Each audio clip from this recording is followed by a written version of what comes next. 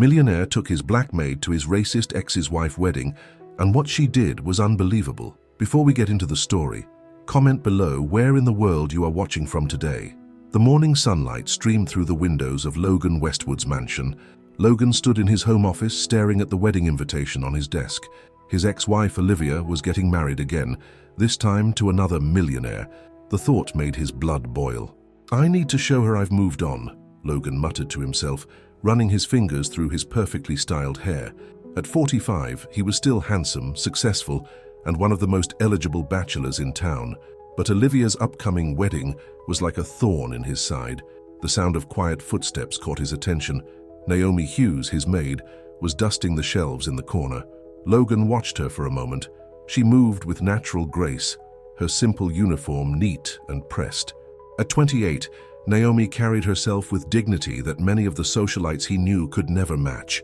An idea started forming in Logan's mind. He needed a date for the wedding, someone who would make Olivia jealous, someone unexpected, someone like Naomi. "Naomi," he called out, making her turn around. "Could you come here for a moment?" Naomi approached his desk, her expression professional. "Yes, Mr. Westwood. I have a business proposition for you," Logan said, choosing his words carefully. "How would you like to earn an extra $5,000? Naomi's eyes widened slightly, but she kept her composure. "What kind of proposition?" "I need a date for a social event," Logan explained, deliberately keeping his tone casual. "It's this Saturday. All you have to do is dress up, look beautiful, which won't be hard for you, and accompany me." "A date?" Naomi's voice was skeptical. "Mr. Westwood, I'm your maid. Wouldn't that be inappropriate?" Logan waved his hand dismissively. "It's just business, $5,000 for one evening. Think about what that could do for your nursing school fund." He saw the conflict in her eyes. He knew she was supporting her younger siblings while trying to save for nursing school. $5,000 would make a big difference. "It's just a social event?" Naomi asked carefully. "Just a wedding, nothing more." Logan didn't mention it was Olivia's wedding. "I'll have a dress sent over, along with everything else you'll need. All you have to do is show up and be yourself." Naomi took a deep breath. "All right, Mr. Westwood, I'll do it." Logan smiled, but there was something calculating in his eyes that Naomi missed. "Excellent. I'll have everything arranged." The next few days passed in a whirlwind. Logan sent over a stunning blue designer dress that fit Naomi perfectly. A professional stylist came to do her hair and makeup. By Saturday morning, Naomi looked like she belonged on the cover of a magazine. When Logan saw her coming down the stairs of his mansion, he actually stopped and stared. The dress hugged her curves perfectly, and her usually pulled-back hair fell in elegant waves around her shoulders. "You look—" Logan cleared his throat. "You'll do perfectly." The drive to the wedding venue was quiet. Naomi noticed Logan seemed tense, his knuckles white on the steering wheel. She assumed it was just normal social anxiety. It wasn't until they pulled up to the Grand Hotel that Naomi saw the name on the wedding banner, Olivia and James. Her stomach dropped. "This is your ex-wife's wedding?" she asked, her voice tight. Logan didn't look at her. "Does it matter? You've already agreed." Naomi wanted to get out of the car right then, but she thought of her siblings, of nursing school, of all the bills piling up at home. She took a deep breath and straightened her shoulders. "Fine, but you should have told me the truth." They walked into the hotel together, Logan's hand on the small of her back. The ballroom was filled with the city's elite, all dressed in designer clothes and dripping with jewelry. Naomi felt eyes on her immediately. Olivia, the bride, was holding court near the altar, laughing with her bridesmaids. When she spotted Logan, her laughter cut off abruptly. Her eyes narrowed as she took in Naomi beside him. "Logan," Olivia said, her voice sickly sweet, "how unexpected to see you here, and with your—" She looked Naomi up and down. "Maid?" Logan's grip on Naomi's waist tightened. "Naomi is my date, Olivia. She's exactly the kind of woman I should have been with all along." Naomi felt sick. She was just a prop in his revenge game, but she held her head high, refusing to let these people see her discomfort. The ceremony hadn't even started yet, and already Naomi could feel this was going to be a very long day. She just didn't know how it would change her life forever. The guests were starting to whisper. The wealthy elite of the city were not subtle with their stares and murmurs. Naomi heard fragments of their conversations. "His maid, can you believe? What is he thinking?" Logan seemed to be enjoying the attention, but Naomi felt every whispered word like a physical blow. Still, She remembered what her grandmother always told her. Your dignity is not determined by how others treat you, but by how you carry yourself. So she stood tall, smiled gracefully, and prepared herself for whatever was coming next. She had no idea that this wedding was just the beginning of a story that would shock their entire social world. The wedding ceremony was about to begin when Olivia cornered Naomi in the ladies' room. She was wearing her wedding dress, but her face wasn't that of a happy bride. "Listen here," Olivia said, her voice cold. "I don't know what game you're playing with, Logan, but you don't belong here. You're the help. Did you think putting on a fancy dress would make you one of us?" Naomi met Olivia's eyes in the mirror. "I'm here as Mr. Westwood's guest, that's all." "Oh, please," Olivia laughed. "We both know what this is. He's using you to get back at me. Did he tell you how much he's paying you for this little performance?" The words hit home, but Naomi kept her face calm. She wouldn't give this woman the satisfaction of seeing her hurt. During the ceremony, Naomi sat next to Logan in the church pew, feeling more and more like a pawn in someone else's game. She watched Olivia walk down the aisle, beautiful in her designer wedding dress, and saw how Logan's jaw tightened. At the reception, things got worse. Olivia made sure Naomi was seated at a table far from Logan, with the catering staff. The message was clear. She didn't belong with the guests. "Don't worry about it," Logan said, when Naomi told him about the seating arrangement. "It just shows how petty she is." But he didn't do anything to fix it. The whispers and stares continued throughout the evening. Olivia's friends would walk by Naomi's table, making loud comments about gold diggers and social climbers. Logan was at the bar, drinking and watching it all happen with a smirk. He was getting exactly what he wanted. Olivia was clearly bothered by Naomi's presence. The breaking point came during the dinner. Olivia stood up to make a speech, champagne glass in hand, her eyes fixed on Naomi. "I'd like to thank everyone for coming today," she said, her voice carrying across the room. "All our dear friends and family, and of course, the help." She smiled coldly at Naomi. "It's so nice when the staff gets to pretend they're guests for a day. It's like Cinderella, isn't it? Except the clock has already struck midnight, honey." The room fell silent. Some guests looked uncomfortable, others snickered behind their hands. Logan just sat there, not saying a word. Naomi felt all eyes on her. Her hands were shaking under the table, but she remembered her grandmother's words again. With deliberate calm, she stood up. "You're right, Mrs. Carlton," Naomi said, her voice clear and steady. "I am the help. I work hard for a living and I'm proud of it. I'm putting myself through nursing school while supporting my family. I don't need to pretend to be anything I'm not. Can you say the same?" The silence in the room deepened. Olivia's face turned red with anger and embarrassment. "How dare you?" Olivia sputtered. "Security! Remove this woman immediately!" "That won't be necessary," Naomi said. She turned to Logan, who was finally standing up, looking shocked. "Mr. Westwood, thank you for the invitation, but I think it's time for me to leave." She walked out of the ballroom with her head held high, even as she could hear Olivia ranting behind her. Outside, in the cool night air, she finally let her tears fall. A few minutes later, she heard footsteps behind her. It was Logan, looking confused and somewhat ashamed. "Naomi, wait," he called out. "Let me drive you home." "No, thank you," she said firmly. "I'll take a cab. And Mr. Westwood, I quit. You'll have my formal resignation tomorrow." "Quit? But—" Logan seemed genuinely surprised. "Look, I'm sorry about what happened in there. Olivia was out of line." "Olivia wasn't the only one out of line," Naomi said. "You brought me here to use me, to make your ex-wife jealous. You didn't care how I would be treated. You just sat there and watched while they humiliated me. That's not— I didn't mean—" Logan struggled to find words. "Save it," Naomi said. "You can mail my final paycheck and keep your $5,000. My dignity isn't for sale." She turned and walked away, leaving Logan standing there in the hotel driveway. For the first time in his life, he felt truly ashamed of himself. Back at home, Naomi sat on her small apartment's couch, still in the beautiful blue dress. Her younger sister Maria came out of her room, rubbing her eyes sleepily. "Naomi, what happened? Why are you home so early?" Naomi tried to smile. "Just another reminder that some fairy tales aren't meant to come true." But as she lay in bed that night, she couldn't forget the look in Logan's eyes when she quit. Had she imagined it, or was there real regret there? Monday morning came too soon. Naomi walked into Lucky's diner for her first day as a waitress. The pay wasn't great, but it was honest work, and the owner, Betty, was kind enough to hire her on the spot. "Table 6 needs coffee," Betty called out, handing Naomi an apron. "And honey, That man's been here since we opened asking for you.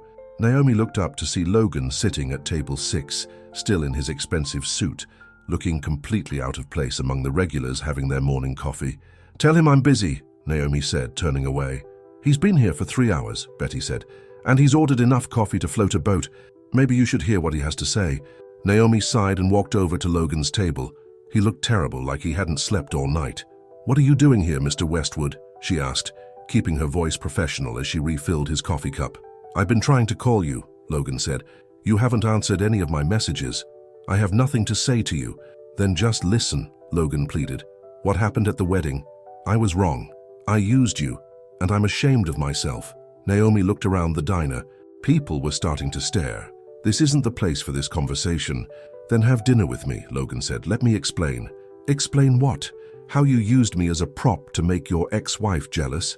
How you sat there and did nothing while they treated me like dirt? Logan flinched at her words. I know I messed up, but something changed that night.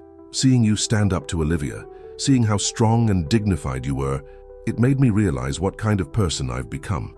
Before Naomi could respond, the diner's door opened. A well-dressed older woman walked in, looking around with obvious disgust. Mother! Logan stood up, shocked. What are you doing here? Victoria Westwood, Logan's mother, ignored him and fixed her cold gaze on Naomi.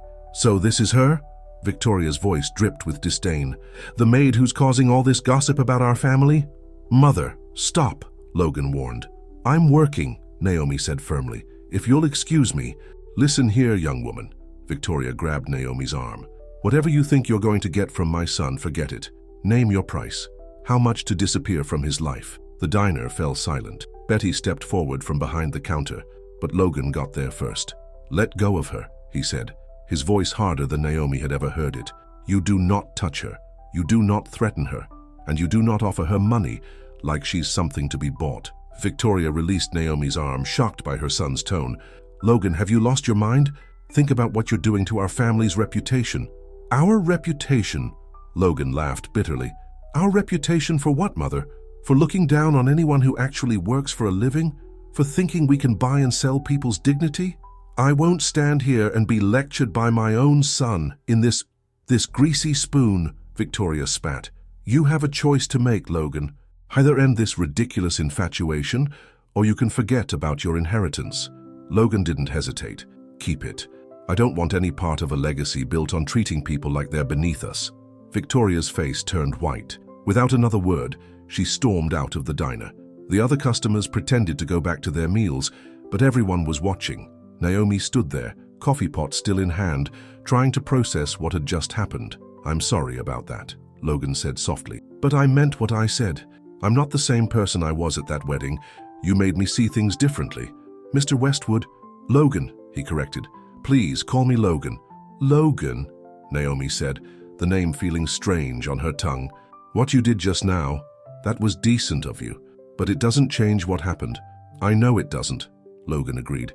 That's why I want a chance to prove to you that I can be better, not just with words, but with actions.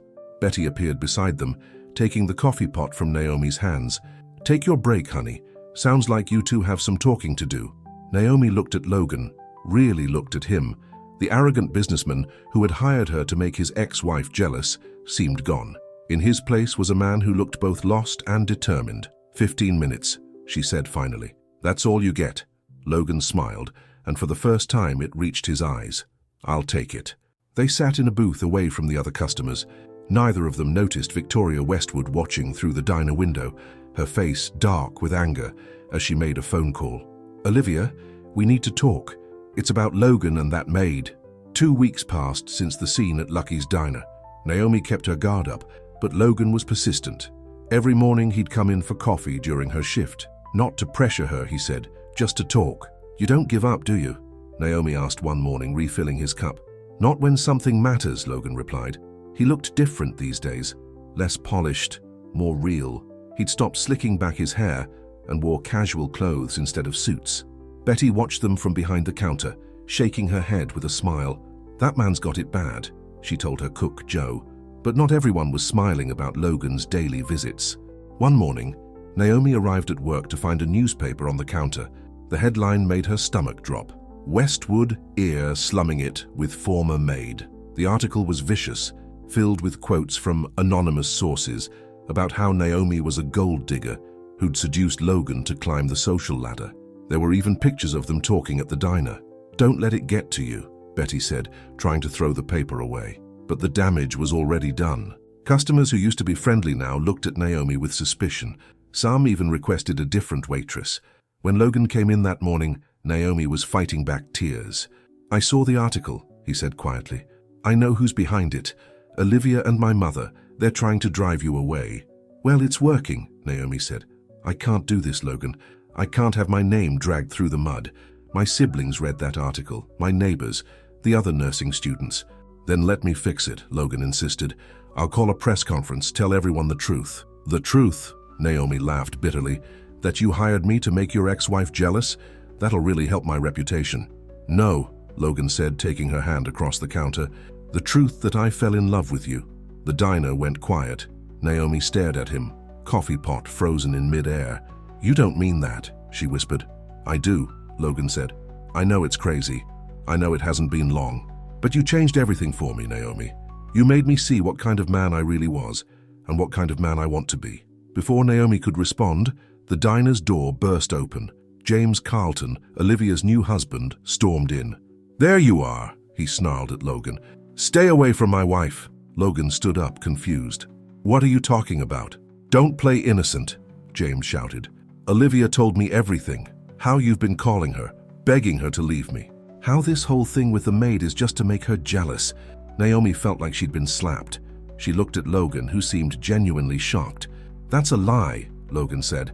"I haven't spoken to Olivia since the wedding. She showed me the texts." James pulled out his phone. "Look." Logan looked at the messages. They were from his number, all right.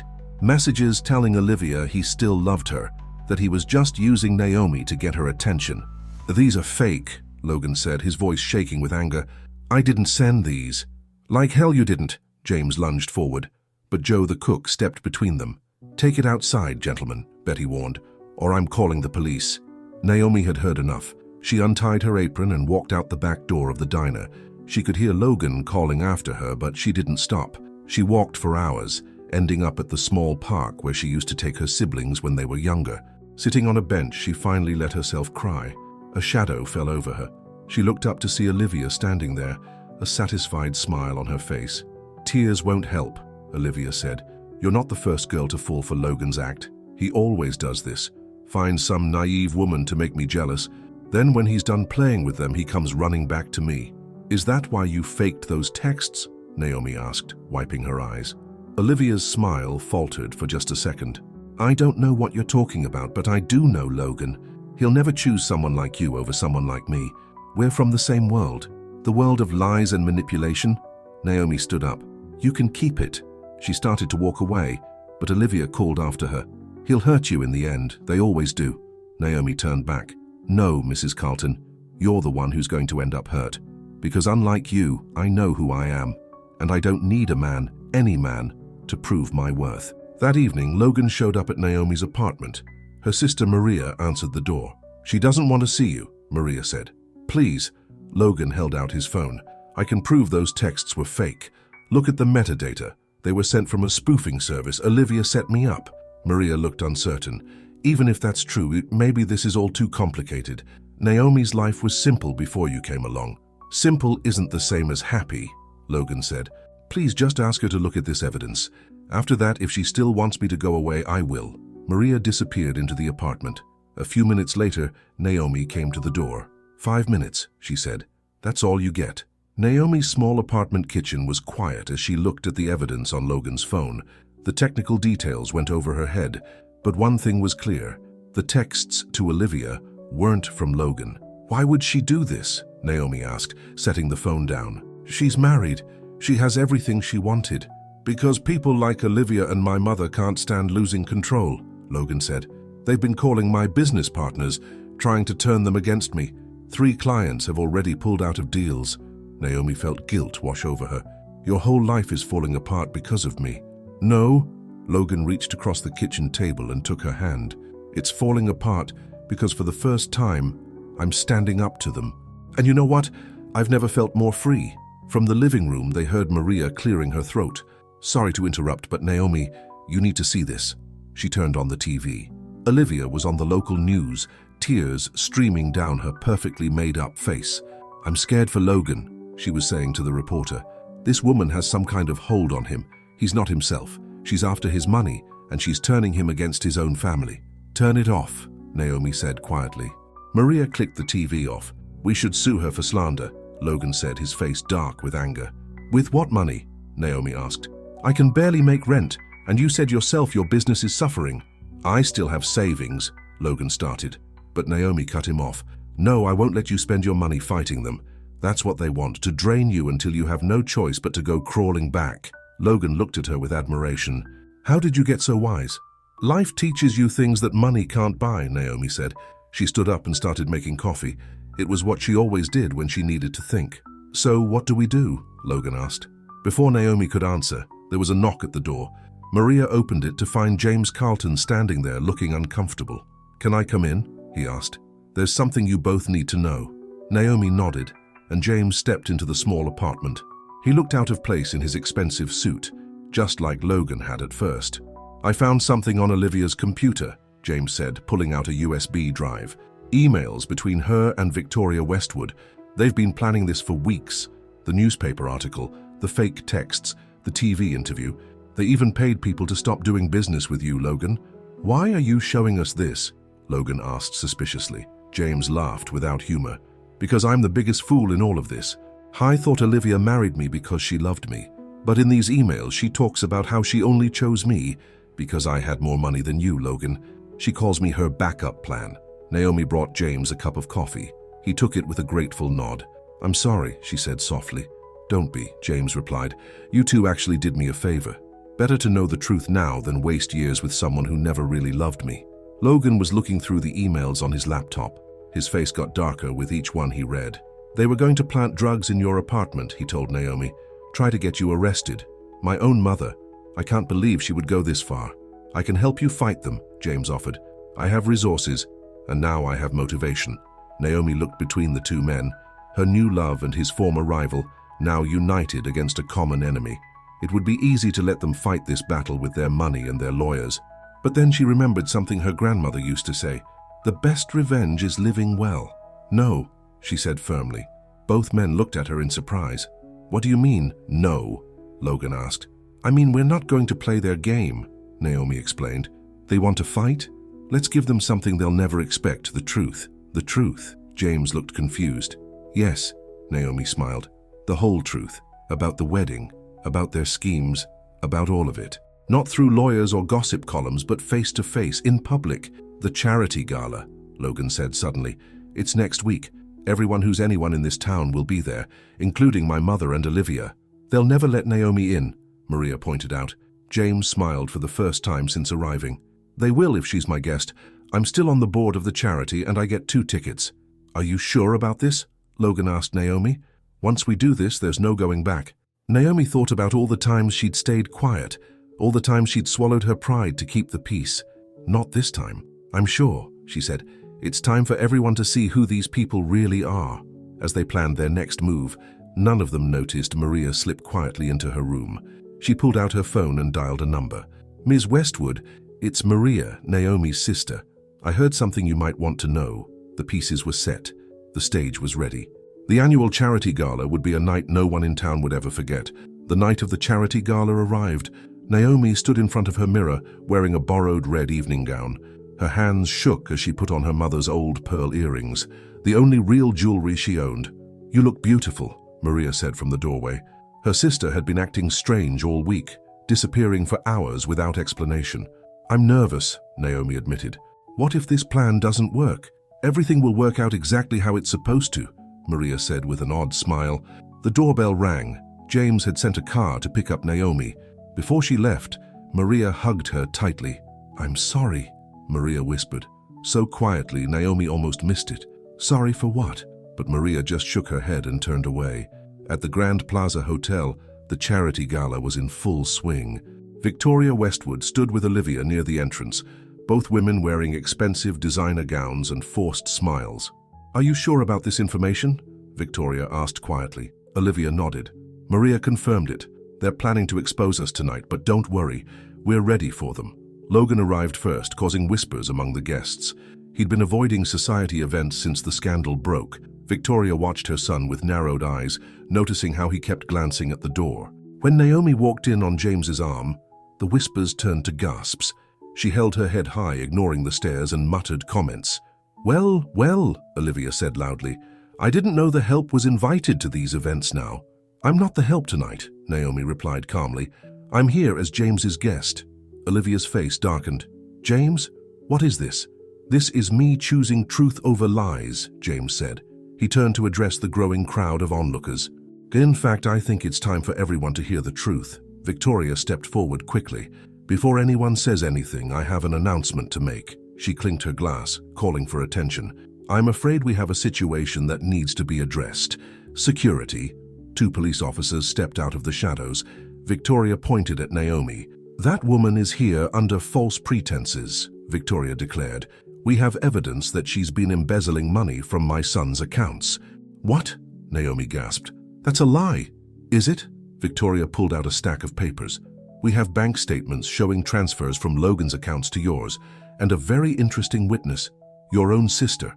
Maria stepped out from behind Victoria. She couldn't meet Naomi's eyes. Maria? Naomi's voice cracked. What did you do? I'm sorry, Naomi, Maria said, but they promised to pay for my college, all of it. I had to think about my future. Logan pushed through the crowd. This is ridiculous. I never gave Naomi access to my accounts. Actually, you did, Victoria smiled. Remember that paperwork you signed last month? The ones you didn't read carefully? You gave her full access, and she took advantage of it. The police officers moved toward Naomi. James stepped in front of her. Wait, he said. Before you do anything, you should see this. He pulled out his phone and pressed play. A video started playing. It was Victoria and Olivia, recorded secretly in Victoria's office. The bank statements are perfect, Victoria was saying in the video. No one will be able to tell they're fake. Once Naomi's arrested, Logan will have no choice but to come back to the family. And what about that sister of hers? Olivia asked.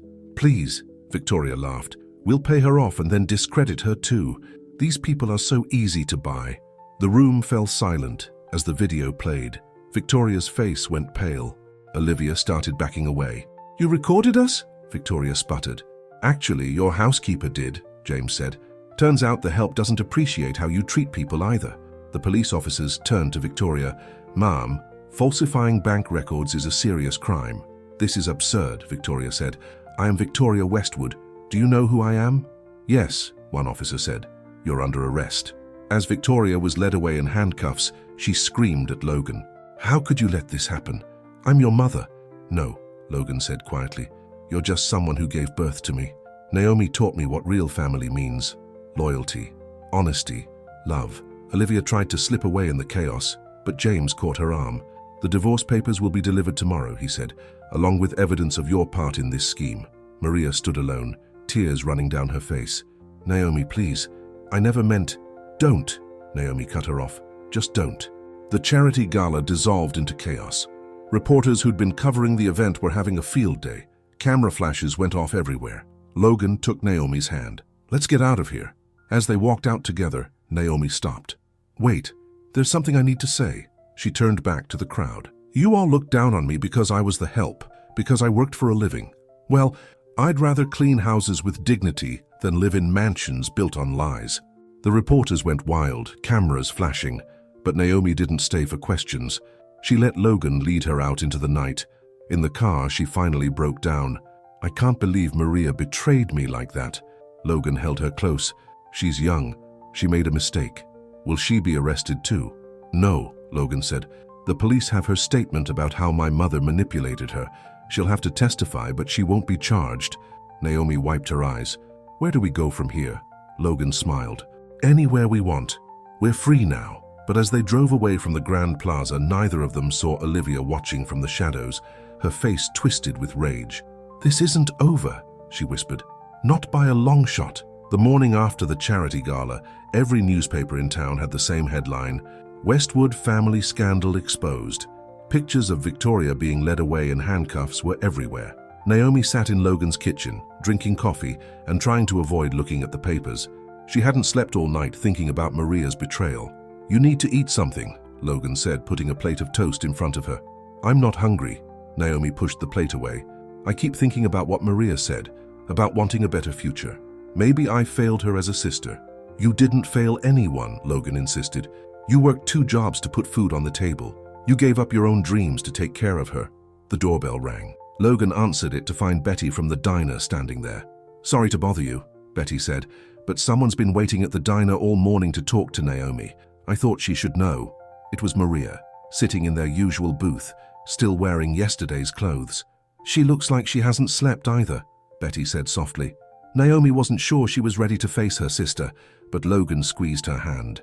"Sometimes the hardest conversations are the most important ones," he said.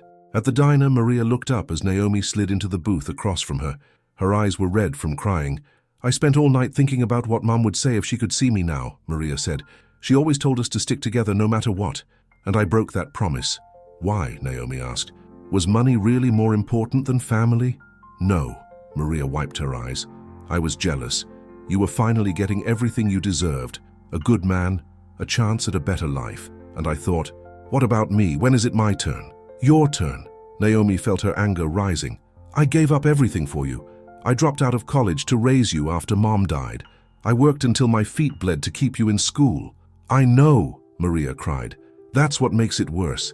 You sacrificed everything for me, and how did I repay you? By betraying you. Victoria offered me a full ride to any college, plus living expenses. I thought I could finally stop being a burden to you." Naomi felt her anger softening. "You were never a burden, Maria. You're my sister. Everything I did because I love you. Can you ever forgive me?" Before Naomi could answer, Olivia stormed into the diner. She looked wild, her designer clothes wrinkled, her makeup smeared. "This is all your fault," she screamed at Naomi. "You ruined everything." She pulled something from her purse, a small revolver. The other customers screamed and ducked under their tables. "Olivia, put the gun down," Naomi said, trying to stay calm. She pushed Maria behind her, shielding her sister with her body. "You took everything from me." Olivia's hand shook as she pointed the gun. "My husband, my reputation, everything."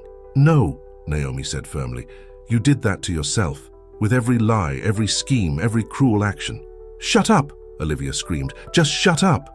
Logan burst through the door. Betty had called him as soon as she saw Olivia enter. "Olivia, stop," he shouted. "It's over." "Over?" Olivia laughed hysterically. "It's not over until I say it's over." She turned the gun toward Logan. Without thinking, Maria rushed forward and grabbed Olivia's arm. The gun went off, the bullet shattering the diner's front window. In the chaos that followed, Logan tackled Olivia. The gun skittered across the floor. Joe the cook kicked it away and sat on Olivia until the police arrived. When it was over, Naomi held her sobbing sister.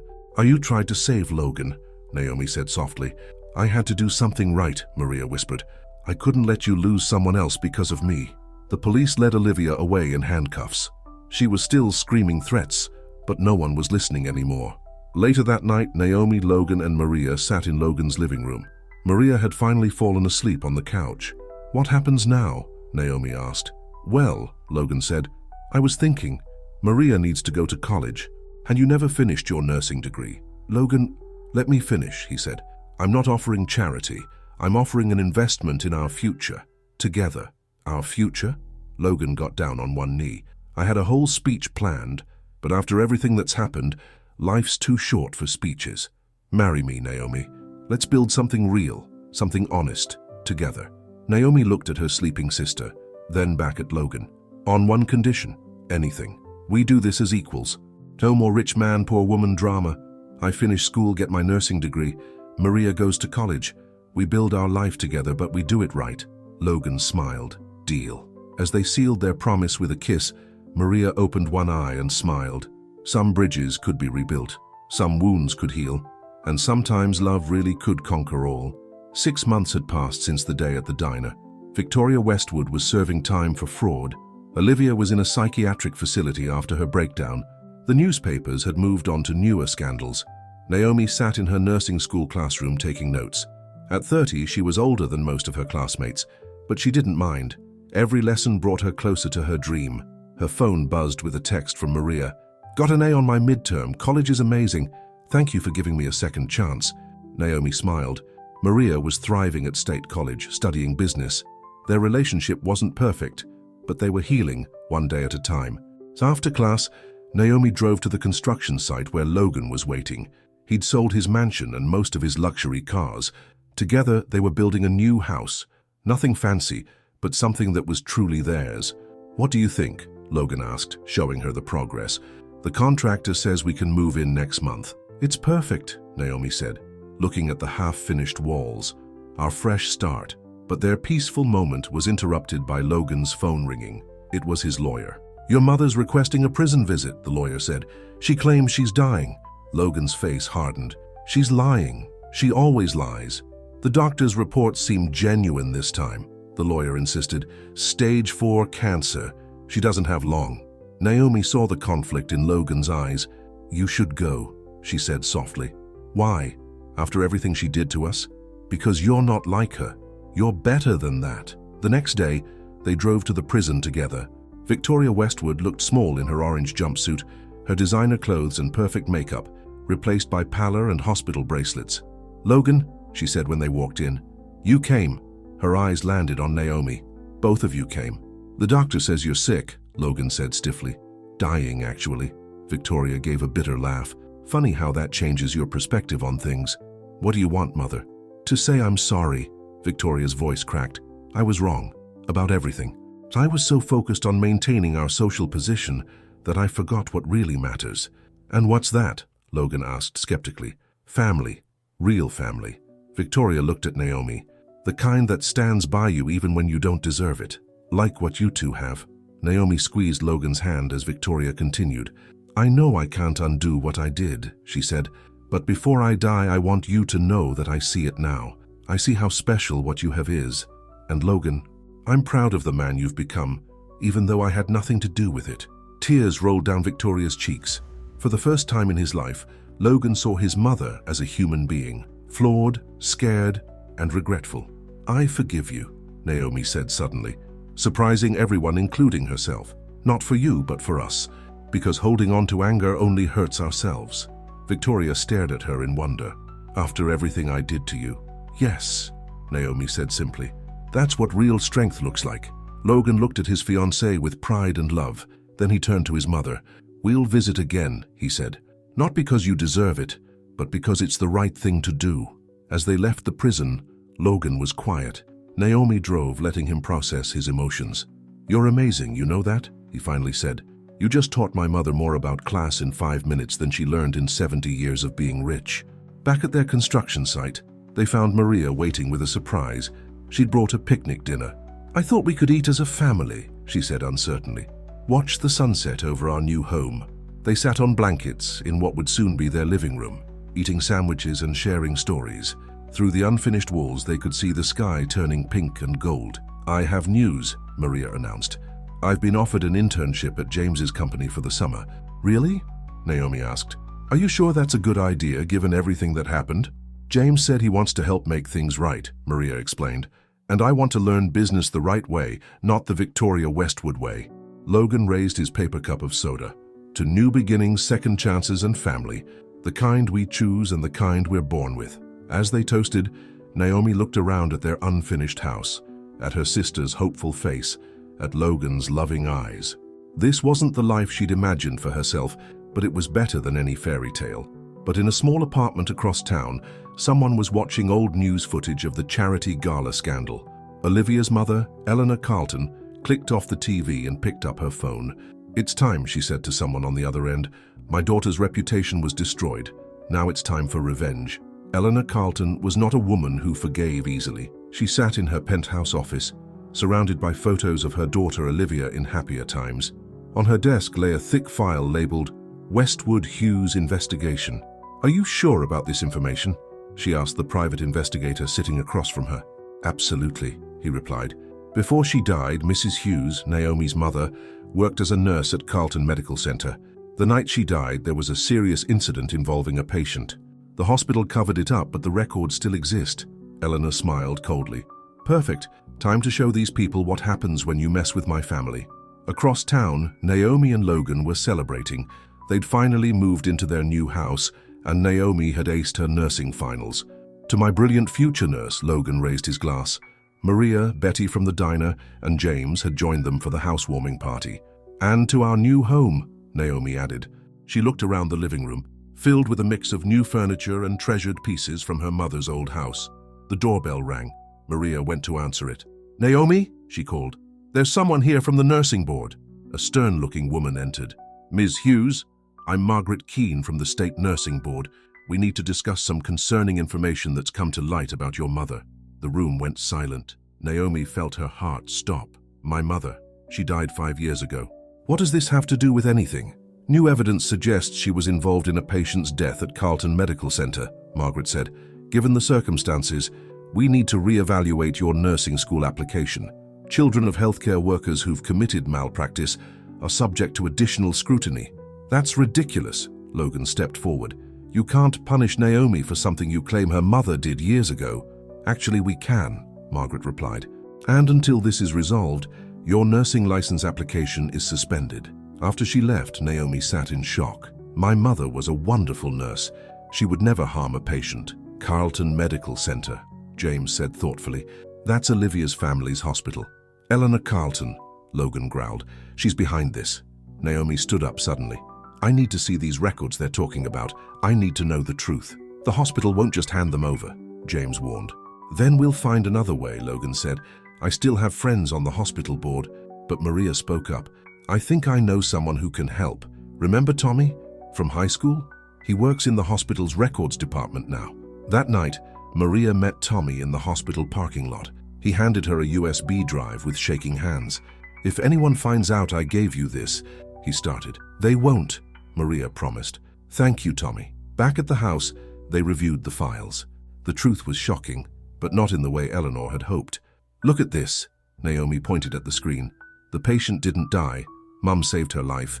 But the original doctor, Dr. Carlton, Eleanor's husband, had made a serious mistake.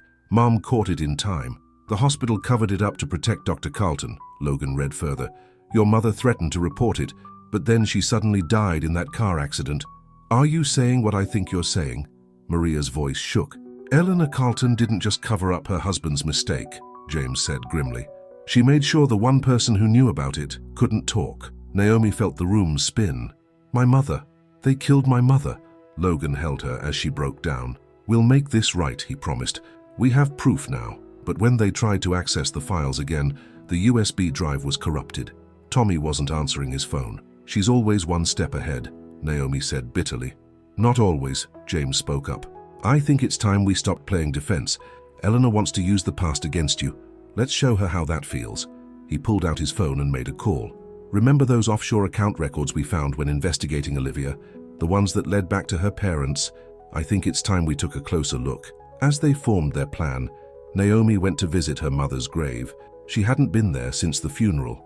"I'm going to clear your name, Mum," she promised, "and make them pay for what they did to you." Behind her, Eleanor Carlton watched from her car, smiling. Everything was going according to plan, or so she thought. But Eleanor had made one crucial mistake. She'd underestimated the power of the truth and the strength of a daughter's love for her mother. The Carlton Medical Center's annual board meeting was in full swing. Eleanor Carlton sat at the head of the table, confident in her power. Her husband, Dr. Richard Carlton, sat beside her, looking older and more tired than his years. "And now," Eleanor announced, "I'd like to propose some changes to our hiring policies, specifically regarding the screening of nursing school graduates." The boardroom doors burst open. Naomi walked in, followed by Logan, James, and a group of reporters. "I think we should discuss a different topic," Naomi said clearly. "Like what happened the night of October 15th, 5 years ago." Eleanor's face went pale. "Security. They won't come," James said. "They're busy dealing with the FBI agents in the lobby." Dr. Carlton stood up shakily. "Eleanor, what's going on?" "Nothing, dear." Eleanor tried to maintain control. "Just some disgruntled former employees trying to cause trouble." "Actually," Logan stepped forward, "we're here to talk about Sarah Hughes, a nurse who saved a patient's life after your mistake, Dr. Carlton. A nurse who died in a suspicious car accident after threatening to expose the truth." "That's slander," Eleanor shouted. "You have no proof." "Don't we?" Naomi pulled out a stack of papers. These are the original medical records my mother kept copies of. She mailed them to herself the day before she died. They've been sitting in a safety deposit box for 5 years. Dr. Carlton sank back into his chair. The Anderson case, but you told me the patient died during routine surgery. She lied, Naomi said softly. My mother caught your medication error in time. The patient lived, but Eleanor couldn't let the truth come out, could she? It would have ruined your career, destroyed your reputation. Richard, don't listen to them, Eleanor pleaded, but Dr. Carlton was staring at the records. These are my notes, my original prescription orders. He looked up at his wife in horror. What did you do, Eleanor? What I had to do, Eleanor snapped. To protect you, to protect our family. By killing my mother? Naomi's voice shook with emotion. By trying to destroy my career before it even started. You don't understand, Eleanor said. When your mother threatened to report Richard, everything we'd built was at risk. I tried to reason with her to buy her silence, but she was so self-righteous, just like you. So you had her killed, Logan said. Made it look like an accident. You can't prove anything, Eleanor said, but her voice wavered. Actually, we can, James stepped forward. Tommy from records didn't just give us medical files. He gave us security footage from that night. Footage of you meeting with a man in the parking lot, the same man who later caused the accident that killed Sarah Hughes. The reporters were scribbling frantically. Dr. Carlton looked like he might be sick. All these years, he whispered. I thought I'd killed that patient. You let me live with that guilt. I did it for you, Eleanor screamed. Everything I did was for this family. No, Dr. Carlton stood up. Everything you did was for yourself, your pride, your social position. He turned to the board members. I'd like to make a full confession about the Anderson case and every other incident my wife has covered up over the years. The FBI agents entered the boardroom. Mrs. Carlton, you're under arrest for conspiracy to commit murder, fraud, and obstruction of justice. As Eleanor was led away in handcuffs, still screaming about family loyalty, Dr. Carlton approached Naomi. Your mother was a hero, he said quietly. She saved my patient's life and I repaid her by staying silent about her death. I'll spend the rest of my life trying to make that right. 1 month later, Naomi stood at her mother's grave again. This time, she wasn't alone. Logan, Maria, and Betty stood with her. Even James and Dr. Carlton had come. We did it, Mum, she whispered, placing fresh flowers on the grave. The truth finally came out. The nursing board had not only reinstated her license, but had created a Sarah Hughes Memorial Scholarship for nurses who demonstrated exceptional patient advocacy. Ready to go? Logan asked gently. We don't want to be late for our own wedding. Naomi smiled through her tears. Just 1 more minute. She took a small white nursing cap from her bag and placed it on the headstone.